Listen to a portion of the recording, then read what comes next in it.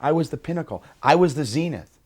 I was the godhead of meat eating on planet Earth. And not only was I Ronald McDonald, but previous to that, and I'm the only man who holds this dubious distinction, I was the marvelous, magical Burger King. And I used to sing, I'm the marvelous, magical Burger King. I can do most anything.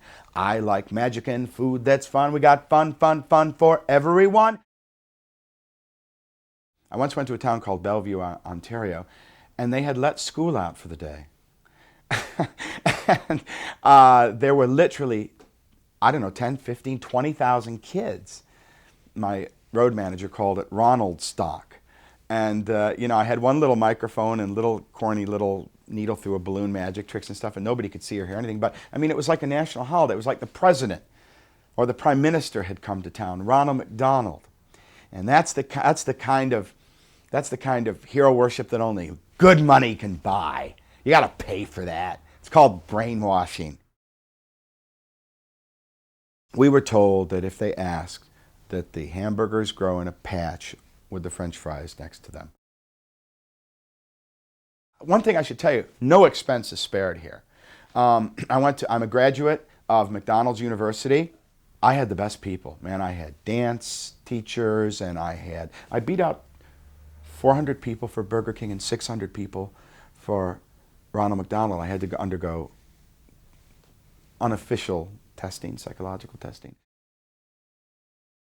I was never allowed to eat the food, thank God, because that would be sort of unseemly and could mess the makeup, I guess, to see, they don't like you to really think of it as food. It's fun. I'll tell you one thing they did say to me, that who is it that controls the disposable income of a family? It's not mommy and daddy, it's the kids. So you just have to appeal, it's just appeal to the kids, and they'll tell you, we want to go to McDonald's. I'm telling you, that the majority of the kids I ran across were not aware that what they were eating had anything to do with a ground-up dead animal body. At least lay it on the table. Okay, this is what it is, kids. It's a dead cow and a dead fish and a dead chicken, and we don't give a damn how they live for that brief life, because they only live to take us, the McDonald's Corporation, to the end that we desire, which is your money. People might think that I'm overstating. They might think, well, what's this guy's got a chip on his shoulder or something? It's not that big of a deal. But just go out to the plant and spend, I don't know, a minute there, and it'll be a big deal. There's no human being, I don't think, that has a heart that can look at that goes on there, that killing and that torture and the fear and smell of death in the air, and not be affected by it. In the end, when I left, they said, well, go ahead, go, because you're not McDonaldized enough anyway. What the hell does that mean, McDonaldized enough?